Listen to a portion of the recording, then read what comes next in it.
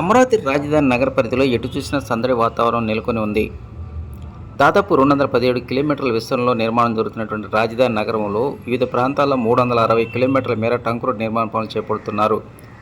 మరోవైపు MLA, MLC, IAS, IPS అధికారుల యొక్క నివాస భవన సముదాయంతో పాటు ఉన్నతాధికారుల యొక్క భవన సముదాయానికి సంబంధించిన నిర్మాణ పనుల్లో ఒకరు కాదు, ఇద్దరు కాదు, దాదాపు 10,000 మంది వెస్ట్ బెంగాల్, ఒరిస్సా, ఛత్తీస్గఢ్, తెలంగాణ, బీహార్ రాష్ట్రాలకు చెందినటువంటి కార్మికులు పగలు రాత్రి తేడా లేకుండా పనులు చేస్తూ ఉన్నారు.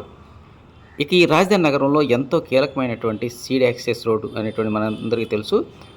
నగరానికి పడవ వైపు దొండపాడు దగ్గర నుంచి కృష్ణా ప్రకాశం బ్యారేజీ వరకు 18.2 కిలోమీటర్ల మేర ఈ సీడ్ యాక్సెస్ రోడ్ నిర్మాణ పనులు చేపడుతున్నారు. వాటిలో ఇప్పటి వరకు రోడ్డుకి ఇరువైపులా మౌలిక సదుపాయాలు అంటే డ్రైనేజ్ వ్యవస్థ సంబంధించిన పనులు కొంతవరకు అయిపోయాయి. వాటిని తిరిగి ప్రారంభించారు.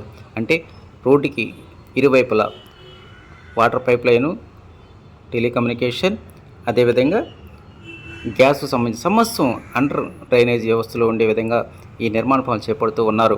వాస్తవానికి దొండపాడు దగ్గర నుంచి కృష్ణానది కరకట్ట పక్కన ఉన్నటువంటి మంత్రి సత్యనారాయణ రాజు గారి ఆశ్రమం వరకు ఉన్నటువంటి 14.2 కిలోమీటర్ల మేర ఈ మౌలిక సదుపాయాలకు సంబంధించినటువంటి నిర్మాణ పనులు చేపట్టారు. అమరావతి మాస్టర్ ప్లాన్లో భాగంగా రోడ్డుకి ఇరువైపులా విద్యుత్తు, నీటి సరఫరా, డ్రైనేజీ, కేబుల్ వ్యవస్థ సంబంధించి ఎలాంటి ఇబ్బంది లేకుండా సాంకేతిక పరిజ్ఞానంతో నిర్మాణ పనులు చేపట్టారు.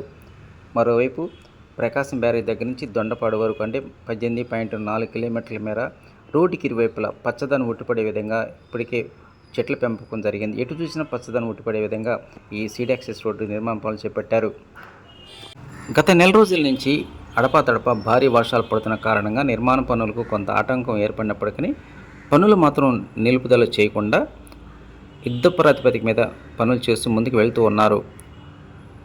దొండపాడు దగ్గర నుంచి మంత్రి సత్యనారాయణ రాజు గారు ఆశ్రమం వరకు 14.2 కిలోమీటర్ల మేర ఈ రోడ్డుకి ఇరువైపులా ఈ డ్రైనేజ్ వ్యవస్థకు సంబంధించిన నిర్మాణ పనులు ఇప్పటికే ప్రారంభమయ్యాయి.